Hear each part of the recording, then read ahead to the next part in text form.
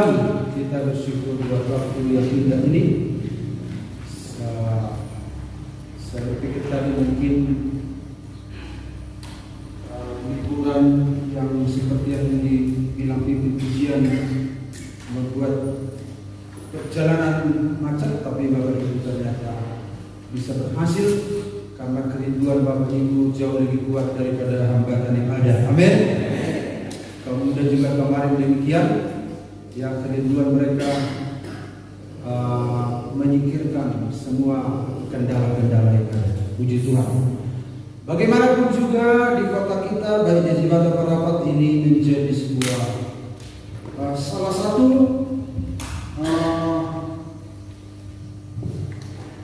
alat, ya, salah satu keadaan yang harus kita menangkan, ya, harus kita menangkan. Memang Tuhan memaklumi semua apa yang ada, tetapi bagi setiap individu diminta oleh Tuhan untuk memenangkan setiap peperangan masing-masing. Haleluya. Mereka Bapak Ibu bilang, aku gak bisa datang karena maklum kalau bukan lihat macet semua. Maklum. Tetapi kalau Bapak Ibu bisa hadir di sini, berarti saudara sendiri sudah menaklukkan penghalang itu. Itu sebuah kemenangan. Amin. Ada lagi penghalang yang lain. Jadi dalam hal ini kita menang, dan dalam hal lain Tuhan pasti tolong kita asal ada kerinduan yang kuat dalam hidup kita. Mari kita lihat firman Tuhan, ya, tentang kebangkitan Kristus. Kita sudah melihat minggu yang lalu, yaitu tentang kebangkitan. Apa yang minggu kemarin? Iya, dasar yang diletakkan kebangkitan Kristus terhadap masa depan semua orang, semua manusia. Ya, nah salah satu kemarin kita sudah bahas bagian terakhir, yaitu adanya kebangkitan semua orang, baik itu orang yang percaya pada Yesus maupun orang yang tidak percaya pada Yesus. Nah sekarang mari kita lihat bagian yang lebih detail lagi, ayat 28. Kita baca bersama-sama. Apa ada sekolah yang buka di sana? Diam. Ada ya. 1-2 domba Tuhan itu berharga, ya. Baik. Mari kita baca bersama-sama. 1, 2, 3. Janganlah kamu heran akan hal itu, sebab saatnya akan tiba bahwa semua orang yang di dalam kuburan akan mendengar suaranya, dan mereka yang telah berbuat baik akan keluar dan bangkit untuk hidup yang kekal, tetapi mereka yang telah berbuat jahat akan bangkit untuk dihukum. Satu lagi, 2, 3 ya. Aku menaruh pengharapan kepada Allah sama seperti mereka juga, bahwa akan ada kebangkitan semua orang mati, baik orang-orang yang benar maupun orang-orang yang tidak benar. Haleluya. Nah, saya tunjukkan di sini orang ini keluar dari kubur, ya. Jadi ketika sangkakala berbunyi, maka orang mati keluar dari kubur. Kita sudah melihat minggu yang lalu orang-orang yang tidak percaya tentang kebangkitan tubuh ini, dan yang mempunyai pemahaman tentang tidak ada di kebangkitan bukan berasal dari orang yang bodoh, tapi orang dan orang yang cerdas. Jadi kalau kita katakan, kalau kita dengar orang jalan-jalan dia terus ada misalnya silibat, apa itu pernah lihat silibat di Girsang? Silibat, tahu maksud saya mega silibat? Apa itu silibat?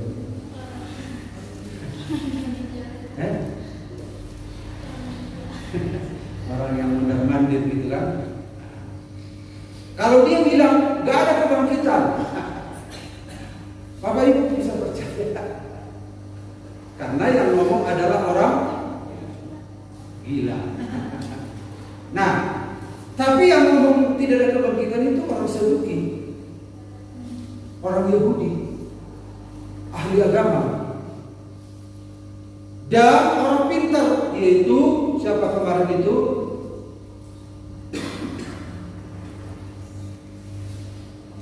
Ada dua ya kemarin saya lupa. Orang pintar itu, orang filsuf.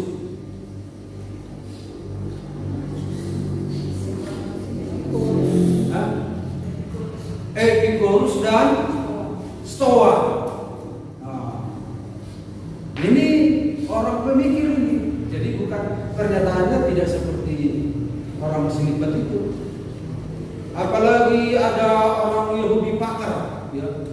Stephen apa itu Pak ya? Hawking. Nah, itu orang pintar.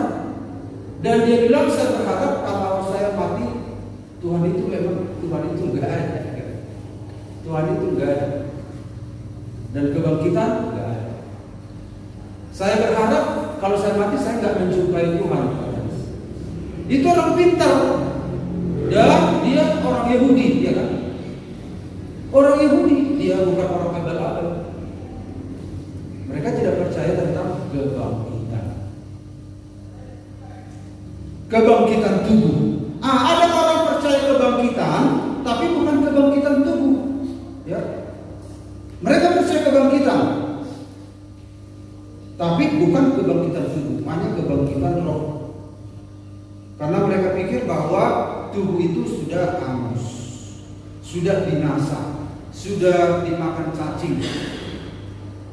Nah, kalau agama Buddha itu dibakar tubuhnya, jadi rohnya itu bangkit.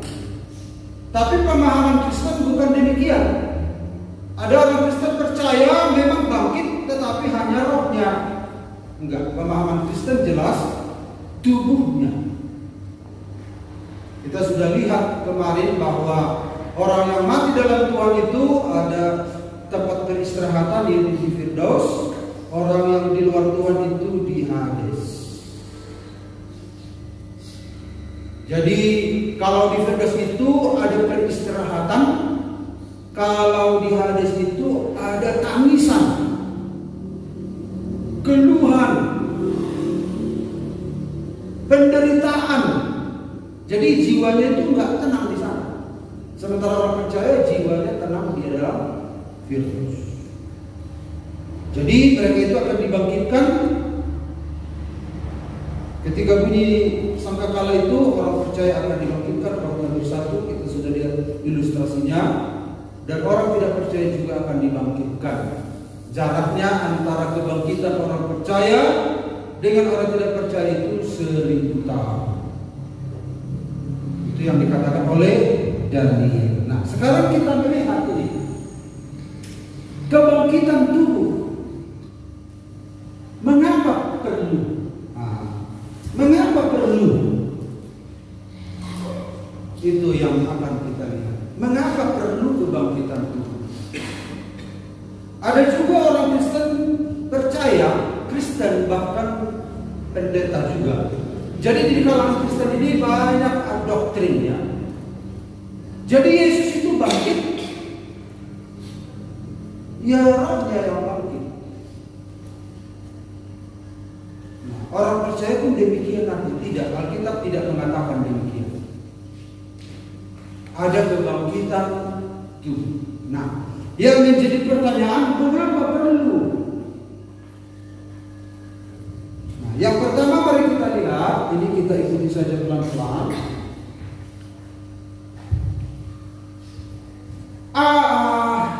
Mengapa perlu kebangkitan tubuh itu perlu untuk pemulihan lengkap keberadaan manusia, pemulihan lengkap, pemulihan total. Karena awalnya dikatakan di sini dalam Kejadian 27, Tuhan Allah membentuk manusia itu dari debu tanah dan menghembuskan nafas hidup ke dalam hidungnya. Demikianlah manusia itu menjadi makhluk yang hidup.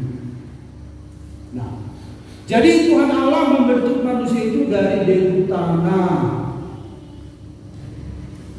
Lalu ke dalam debu tanah itu ditiupkanlah nafas hidup, nafasnya Allah. Jadi kalau tidak ditiupkan nafas Allah, itu hanyalah sebuah patung. Jadi ketika ditiupkan, manusia itu menjadi makhluk yang hidup. Nah, jadi ketika Tuhan tiupkan nafas ke dalam tanah liat itu, itulah sekaligus nyawanya, itulah sekaligus jiwanya. Ya. Nafas itu nefes dalam ya. Nafas Allah. Jadi nafas itu, di dalam nafas itu disitulah rohnya, disitu juga jiwa. Jadi karena ini berhubungan dengan manusia, maka dipisahkan antara roh dan jiwa. Karena roh itu adalah jiwa itu adalah sarana interaksinya roh. Tubuh itu alat interaksinya jiwa. Nah, kalau nggak enak didengar ya dengar saja lah. Mana tahu ada yang satu dua orang yang perlu. Tapi mungkin di bagian lain nanti Bapak Ibu perlu, tapi yang tidak perlu menurut Bapak Ibu dengarkan saja dulu ya. Amin. Mana tahu supaya lengkap ya tentang hidup ini ya. Nah, jadi Tuhan Allah menghembuskan, Tuhan Allah menciptakan manusia itu dari debu tanah dan Allah meniupkan rohnya, nafas kehidupan. Maka Allah menciptakan manusia itu menurut gambarnya, menurut gambar Allah diciptakannya dia, laki-laki dan perempuan diciptakannya mereka, diciptakannya dia. Laki-laki dan perempuan diciptakannya mereka. Jadi artinya di sini yang pertama diciptakan Tuhan adalah tunggal. Jadi satu diciptakan Tuhan, tapi di dalam satu itu ada dua. Jadi wanita itu adalah tunggal dengan laki-laki. Makanya pernikahan itu adalah satu. Satu tambah satu adalah satu. Makanya Allah menciptakan dia katanya. Padahal yang diciptakan kan dua, tetapi disebut dia satu karena di dalam Adamlah Hawa itu. Jadi seolah-olah Allah membelah Adam begitu, akhirnya jadi dua begitu. Makanya pernikahan itu demikian, menjadi satu. Akhirnya dikatakan laki-laki dan perempuan. Setelah dari laki-laki dan perempuan diciptakannya mereka. Tapi mereka ini adalah dia itu tadi. Karena Allah itu tidak punya gender, maka Allah itu menciptakan seorang manusia dan gender itu dibutuhkan untuk keperluan keturunan, salah satunya. Nah, jadi dari ayat ini saja kita melihat bahwa perceraian itu tidak diinginkan oleh Tuhan, tetapi itu terjadi dalam banyak pernikahan Kristen, tetapi tidak menghalangi keselamatan masing-masing. Mungkin dalam pernikahan dia gagal, tetapi dalam hal keselamatan tidak. Ya.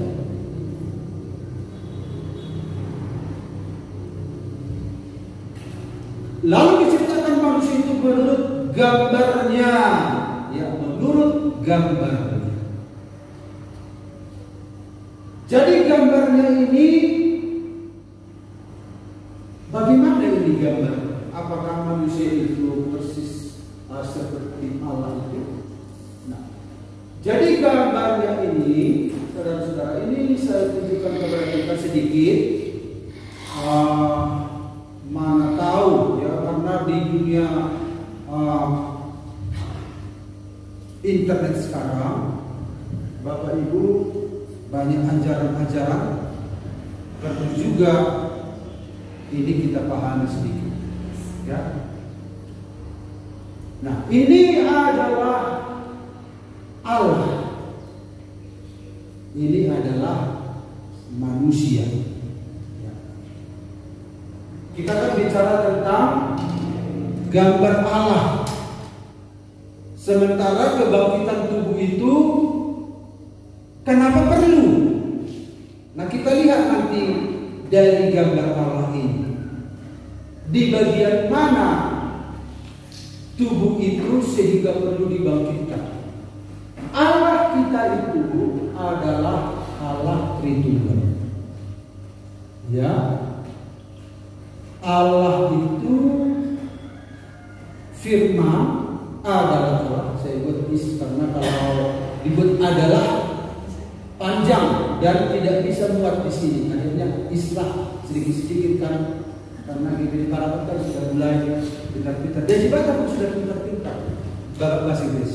Karena kalau dengan berdoa, yes Tuhan, yes. Jangan gini para jimat dan jago bahasa Inggris.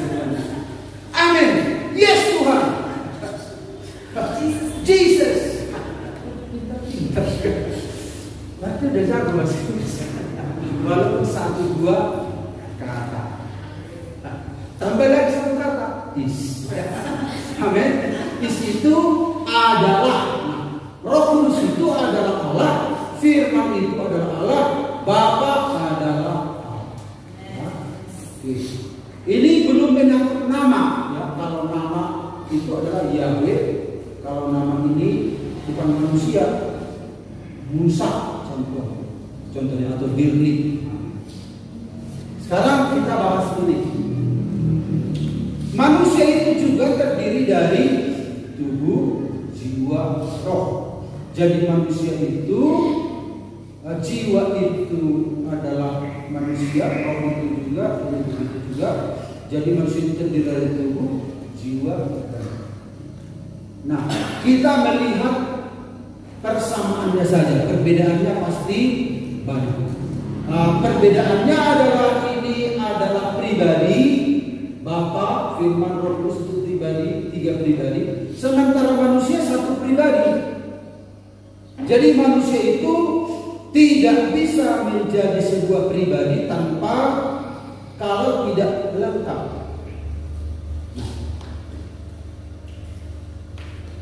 Jadi firman dan roh itu berasal dari Bapa, berdiam di dalam Bapa, sementara jiwa dan roh manusia berdiam di dalam tubuh. Nah, saya tunjukkan kepada kita. Jadi tubuh sumber itu Bapa. Bapa disebut itu sumber.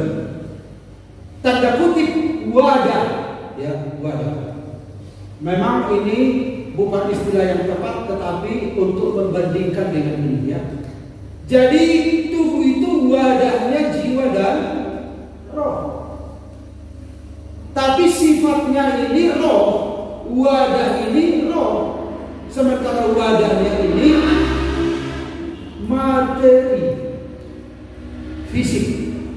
bedanya. Ya. Wadahnya kealahan itu Bapa, Roh. Dari Bapa ada firman, ada Roh Kudus.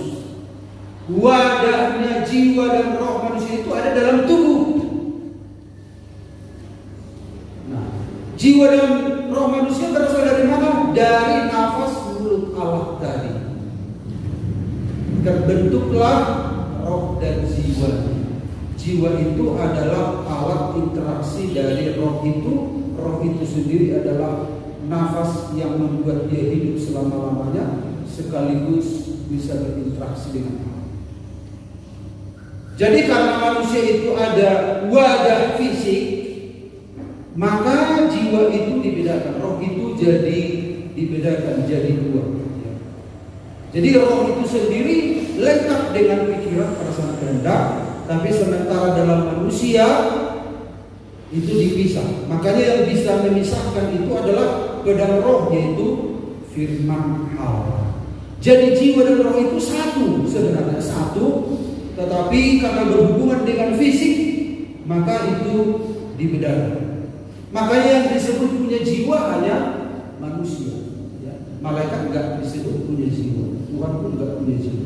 Yang disebut punya jiwa adalah manusia, karena yang mengantarai roh dan fisik itu ini jiwa. Karena jiwa ini adalah pikiran, perasaan, kehendak, alat perintah dari roh. Alat perintah jiwa itu fisik. Jadi jiwa itu ada di tengah-tengah. Jiwa itu adalah medan perang. Makanya peperangan rohani ada pada jiwa. Makanya kedewasaan rohani ada pada jiwa. Karena ketika orang dilahirkan baru, rohnya itu ya hidup begitu. Tetapi jiwanya itu butuh progres untuk tunduk dan taat, untuk mengeksekusi apa yang diperintahkan roh, dan fisik mengeksekusi perbuatan-perbuatan. Makanya nanti salah satu kenapa kebangkitan tubuh, karena tubuhlah eksekutor dari semua perbuatan-perbuatan yang harus diadili. Makanya perbuatan-perbuatan itu pada akhirnya menjadi indikator penghakiman. Masih di sini? Ya, di sini lah. Nah, jadi wadah, ya, wadah ini tanda kutip, karena ia adalah roh, maka wadah firman dan Roh Kudus itu Bapa. Tapi pribadi. Ya. Jadi sebenarnya untuk memahami Tritunggal ini tidak bisa dengan logika kita, tetapi ini bisa menolong. Dengan demikian, inilah gambaran yang mudah kita pahami apa yang dimaksud dengan segambar. Segambar. Salah satu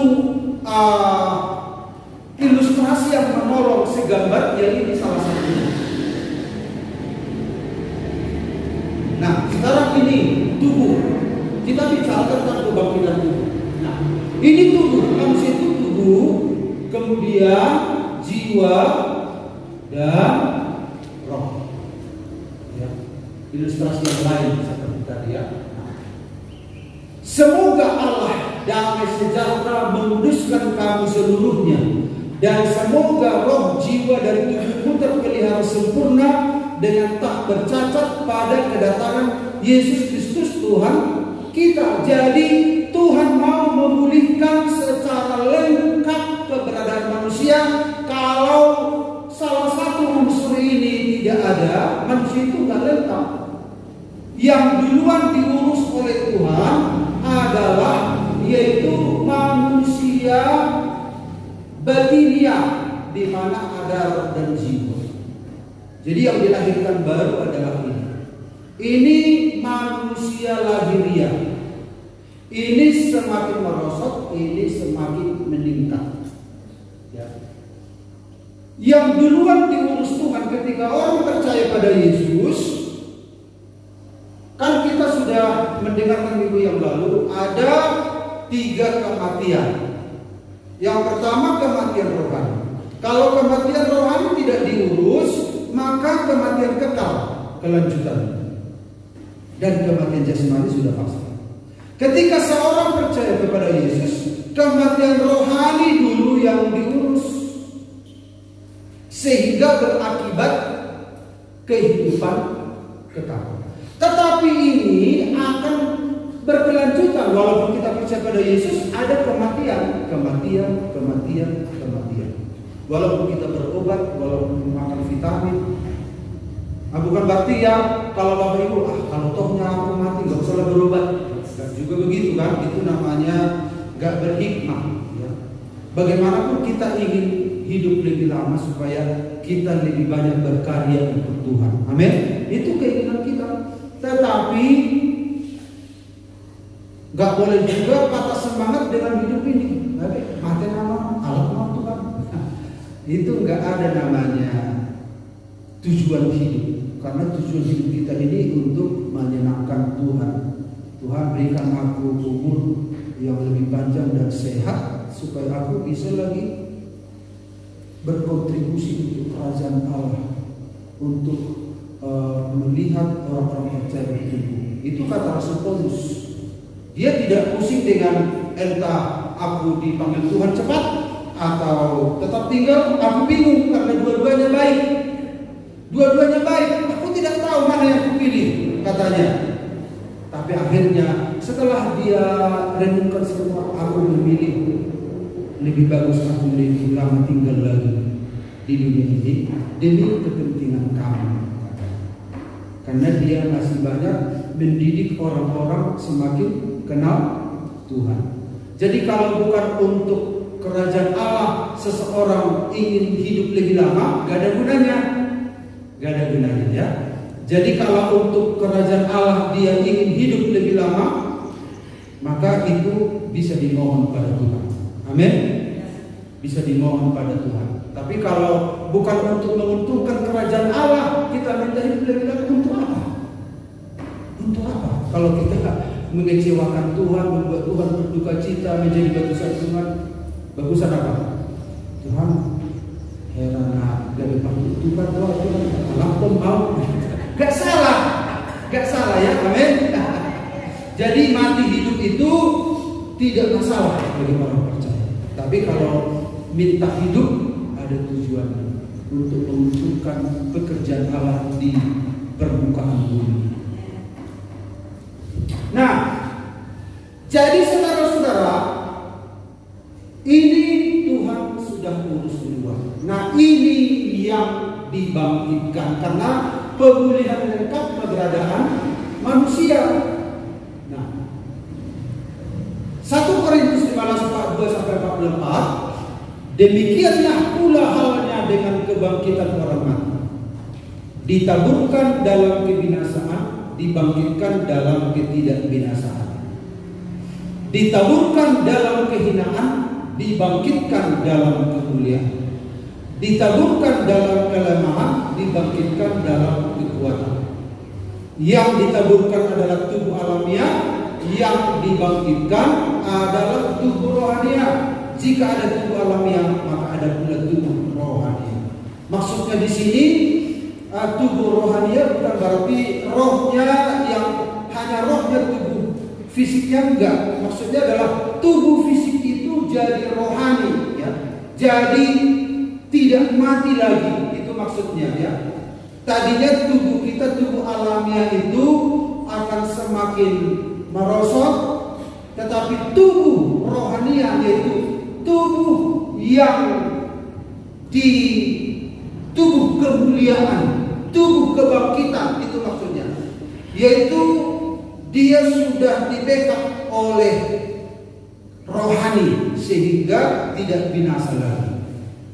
Itu tubuh rohani yang dimaksud. Tapi tubuh rohani ini terjadi karena ada tubuh alamiah yang mati dan dibangkitkan, diubah perubahan tubuh. Tetapi tetap punya tubuh. Itu sama seperti Tuhan Yesus. Waktu Yesus bangkit, Yesus itu bisa tembus tembok. Kemudian diraba berikut, loh, punya daging, kok bisa tembus tembok? Dan bisa makan makanan keras. Padahal makanan kan kegunaannya untuk mensupport tubuh kan. Tetapi bisa. Tapi bukan untuk makanan yang dimakan Yesus ketika dia bangkit, bukan menyokong tubuhnya, enggak ada lagi, tapi bisa. Bisa. Bagaimana dia mencerna kita nggak tahu, tetapi bisa. Lalu kita berpikir apakah buang air besar? Kita nggak tahu. Yang jelas untuk kebangkitan bisa. Makanan yang dimakan bukan untuk menyokong supaya dia bisa hidup, enggak. Tetapi itulah tubuh kemuliaan, itulah tubuh kebangkitan. Dia bisa tembus tembok, tapi bisa diraba. Padahal tembok itu kan keras, sementara Yesus keras juga, gitu. Tapi bisa. Hebat, luar biasa. Karena apa? Sudah menjadi tubuh yang dimuliakan. Orang percaya itu tubuhnya diubah. Dengan demikianlah dia bisa lintas tempat. Demikian juga orang percaya nanti mengalami pengangkatan. Gak masalah, gak ada lagi gaya gravitasi bumi yang menarik dia ke bawah. Nah, jadi manusia itu terdiri dari tubuh, jiwa, roh. Dan Rasul Paulus mengatakan juga, aku berdoa supaya tubuh, jiwa, dan rohmu terpelihara. Ya, tadi sudah kita lihat. Itu alasan mengapa tubuh itu perlu dibangkitkan. Karena manusia itu lengkap jika tubuh, jiwa, rohnya ada. Manusia itu tidak lengkap kalau hanya jiwa dan rohnya. Lalu pun kita harus surga, roh semua, roh. Enggak. Tidak demikian. Di neraka pun tidak demikian, ya. Itu sama dengan yang keberadaan Yesus ketika bangkit, seperti itu.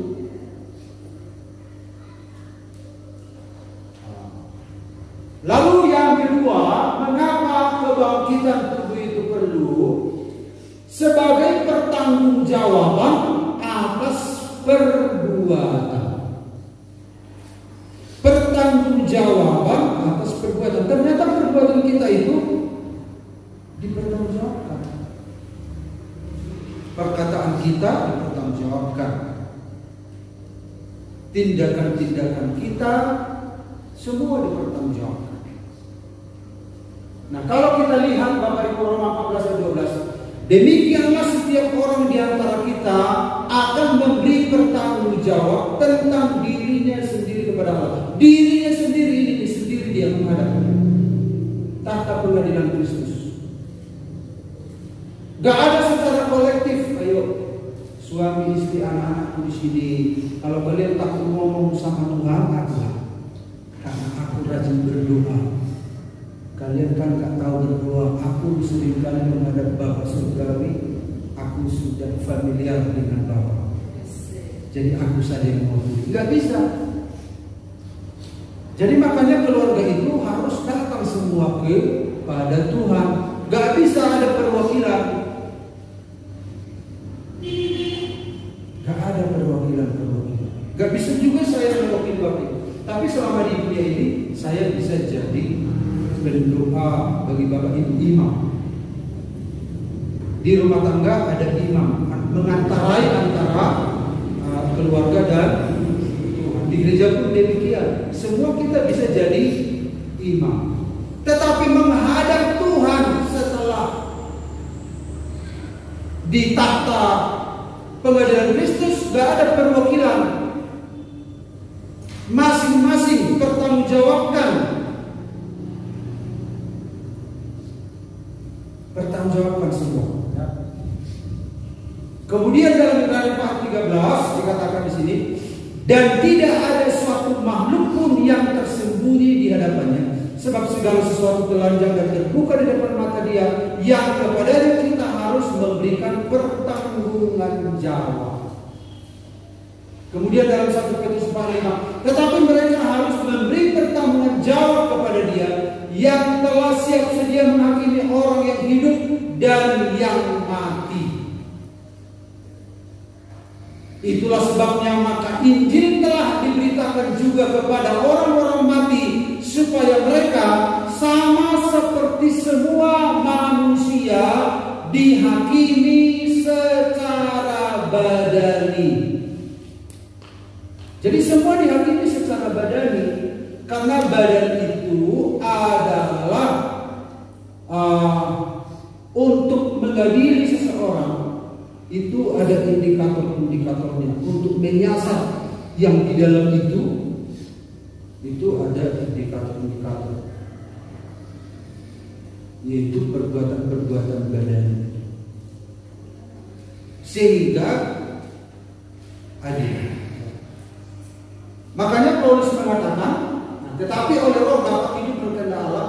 Artinya akhirnya maksudnya di sini adalah, kalau kita lihat ini adalah ayat yang susah dipahami oleh banyak orang. Para pakar pun berbeda pendapat tentang ini. Ya.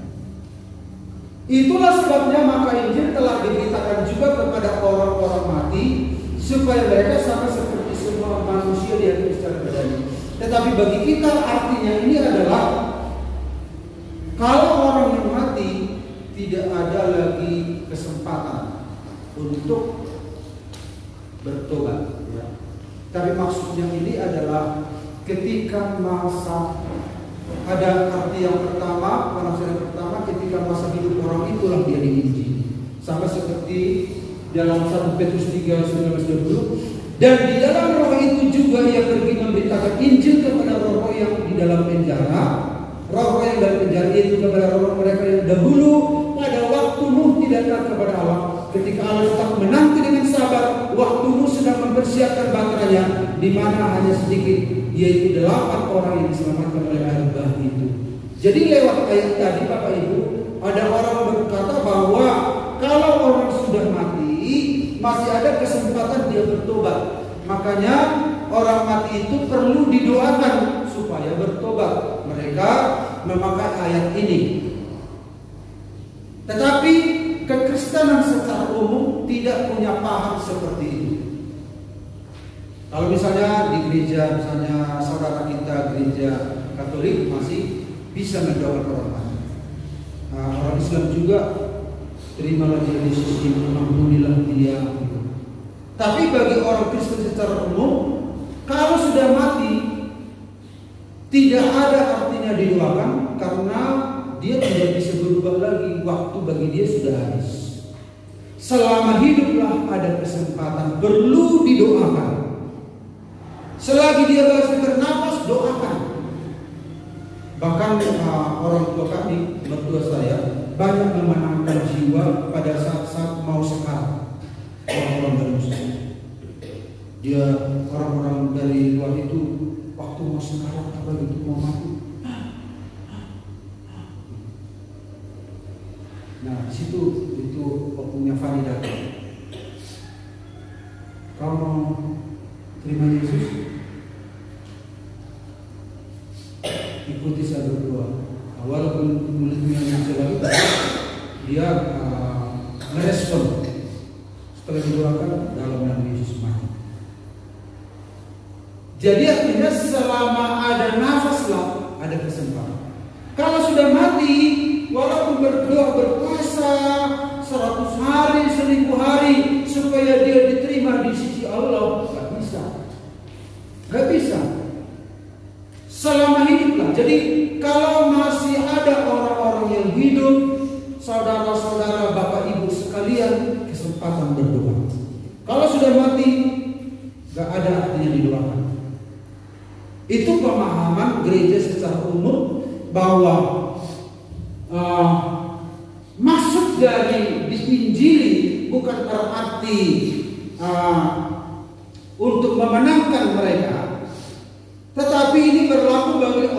yang hidup. Itu pengertian yang pertama.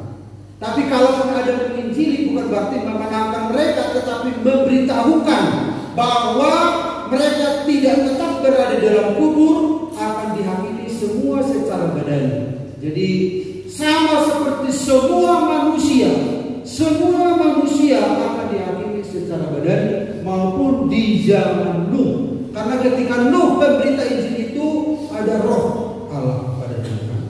Jadi setiap pemberita Injil ada roh. Nah, di dalam roh itulah Yesus, di dalam roh yang dimiliki Nuh itulah Yesus menginjil lewat Nuh. Itu maksudnya ya.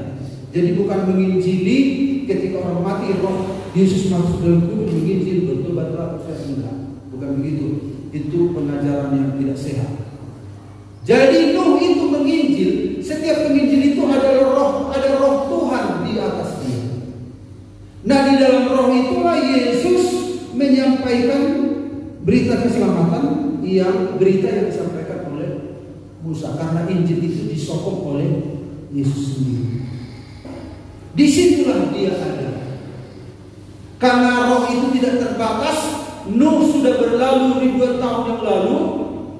Sementara zaman Yesus ini, Yesus itu kan tidak terbatas sebelum dia jadi manusia. Roh itu tidak terbatas. Di zaman dulu bahkan di zaman yang akan datang dia tidak terbatas. Jadi pesan Yesus itu, pesan yang disampaikan Nuh itu adalah pesan dari Yesus di dalam roh yang dimiliki oleh pemberita Injil, yaitu Nuh. Jadi tidak ada penginjilan untuk orang mati. Karena ada pernah menggemparkan dunia kekristenan, yaitu kalau nggak salah Andreas Samudra pernah. Jadi misalnya pendeta ini berasal dari Bandung, dia bisa membangunkan orang sudah mati, rohnya itu berdialog. Lalu pendeta ini bersaksi kepada dia, kau harus percaya pada Yesus. Akhirnya percaya sama Yesus dan diselamatkan. Makanya dulu waktu saya sekolah kitab ini, kisah ini menggemparkan.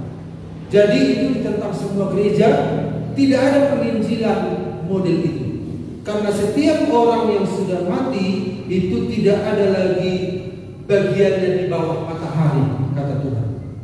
Tidak ada bagian orang mati di bawah matahari. Ada satu tempat Hades atau Firdaus. Yang ada itu adalah roh-roh dunia ini yang menyamar. Itu sama seperti ketika Saul minta kepada dukun di Endor, dukun wanita. Saul ini sudah putus asa, lalu datanglah Saul minta tolong kepada dukun, karena Tuhan tidak beri petunjuk lagi. Jadi kalau Tuhan tidak beri petunjuk, orang akan stres, akhirnya lari ke dukun. Jadi orang yang ke dukun adalah orang yang sudah stres, ya. Iya kan? Jadi Saul ini raja, gak ada petunjuk Tuhan lagi. Lalu dia minta ke dukun, tolong panggil dulu Samuel. Lalu dukun ini membangunkan Samuel, bangun. Untuk minta petunjuk. Saul minta petunjuk. Nah, memang dia lihat seperti Samuel dan nasihat-nasihatnya pun seperti nasihat Samuel, dan nasihatnya positif, gak negatif, Bapak Ibu. Inilah ya. Tetapi dari sudut pandang kekristenan tidak ada seperti itu. Itu bukan Samuel. Karena roh-roh dunia inilah yang menipu manusia. Walaupun mirip seperti opung mudau, neburu dua, tulang dua, gitu kan. Itu bukan orang yang kita kasihi. Itu adalah manipulasi dari roh-roh jahat yang ada di dunia ini. Sementara orang yang sudah mati itu ada di tempat khusus. Nah, jadi semua manusia dihakimi secara badani. Jadi jangan anggap remeh dengan perbuatan kita. Jangan anggap remeh, Bapak Ibu. Kalau kita melihat lebih jauh lagi, jadi ini saya simpulkan begini. Kebangkitan tubuh adalah penting karena tubuh adalah tempat di mana tindakan manusia dilakukan. Dan karena itu kebangkitan tubuh memungkinkan manusia untuk mempertanggungjawabkan perbuatannya di hadapan Tuhan. Jadi tubuh itu tempat di mana tindakan manusia dilakukan. Jadi apa yang dilakukan manusia itu adalah tindakan yang utuh dari jiwa dan rohnya. Jadi tubuh itu nggak bisa kata jiwanya yang menyuruh atau rohnya yang menyuruh. Itu tindakan tubuh itu adalah tindakan pribadi itu. Tindakan pribadi. Tindakan jiwanya itu.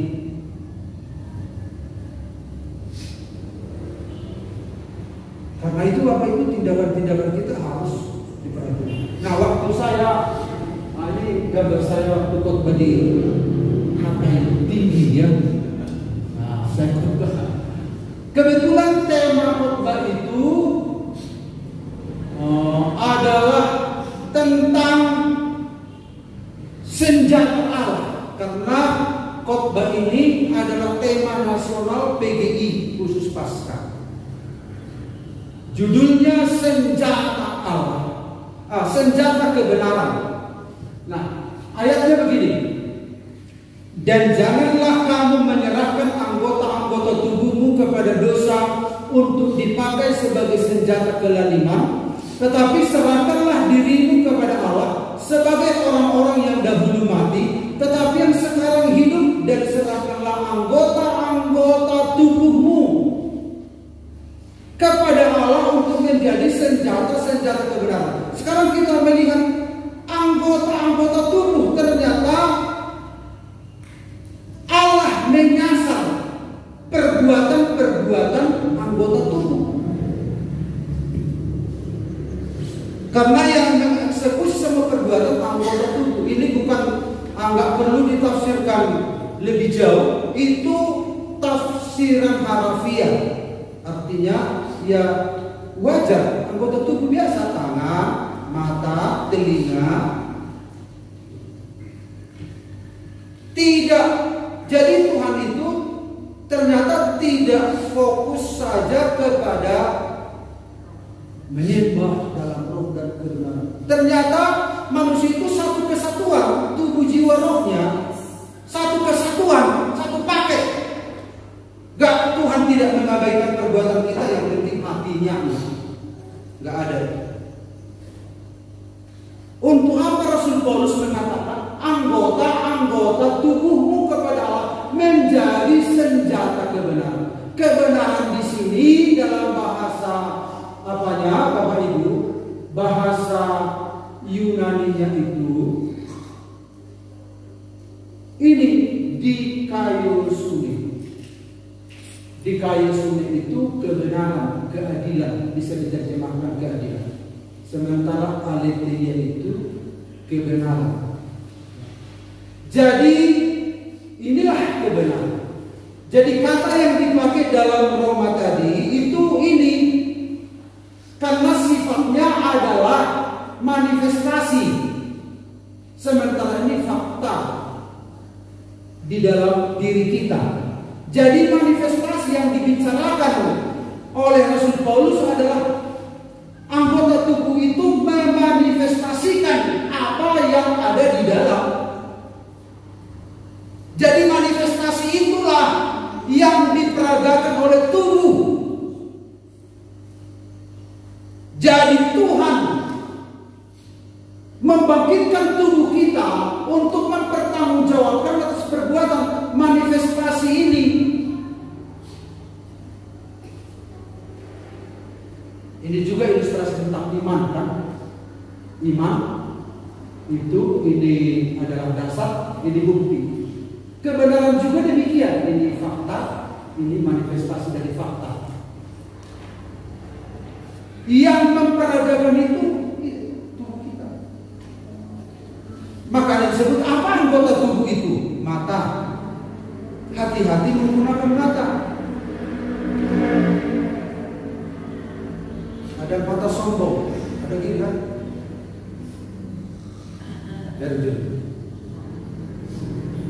Itu hati-hati ya. Itu anggota tubuh. Makanya anggota tubuh kita seringkali kejahatan. Mulut kita, apa itu contohnya? Gosip, fitnah. Ini kehidupan sehari-hari. Ternyata itu perlu dibangkitkan. Karena di dalam tubuh ditanamkan Tuhan indera. Anggota-anggota tubuh inilah yang mengeksekusi apa perintah dari dalam. Keputusan yang kita tunjukkan itu dari dalam. Jadi lengkap semuanya. Telinga,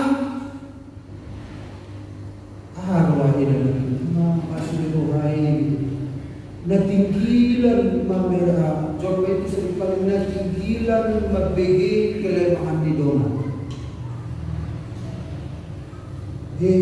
Bodoh-bodoh. Memang diberkati dengan laki alay rumah tangga saja. Hah? Iya. Wah, asiroha. Tapi di hatinya sudah. Oh. Telinganya dipakai, tangannya, pikirannya, kakinya. Makanya ada orang negara apa sudi dalam si gajah empat. Dampoi diren, dampoi menak ija. Anggota-anggota tubuh kita ini alat peraga. Makanya kata Paulus, gunakan anggota tubuh sebagai senjata. Serahkan kepada Allah. Jadi Tuhan tidak hanya mengurus bagian dalam, tetapi eksekutor itu, yaitu fisik kita. Makanya dibangkitkan secara utuh.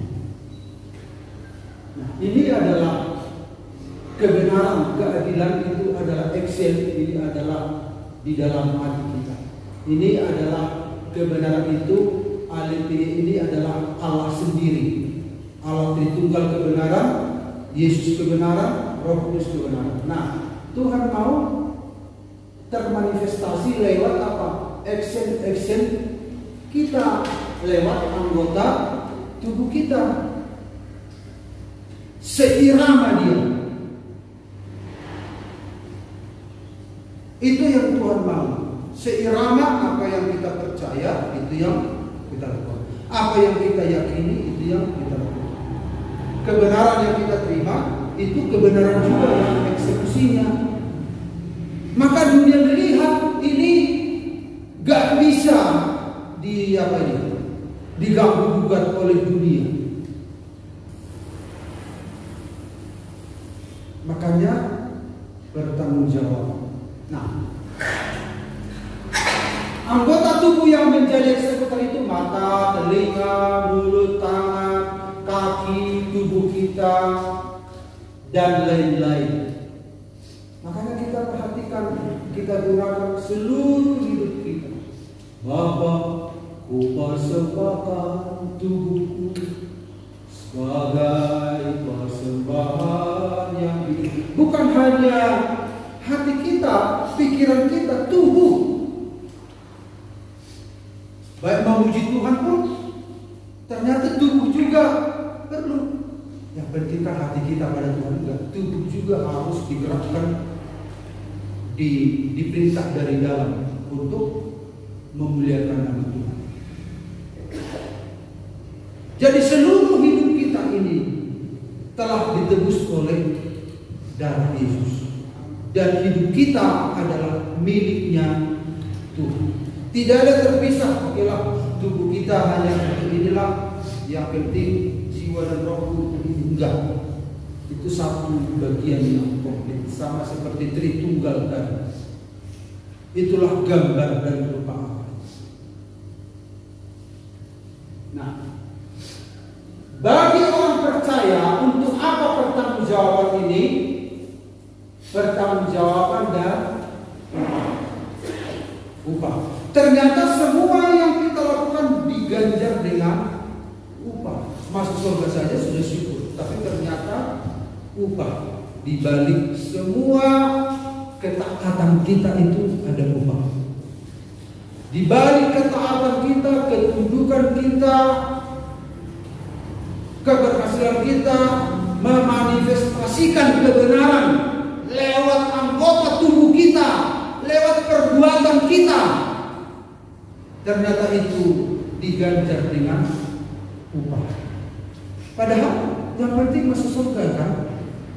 Gak usah pun diganjar dengan upah, yang penting aku masuk surga. Ternyata Tuhan itu baik. Bukan hanya kita masuk surga, ternyata upah juga diberikan.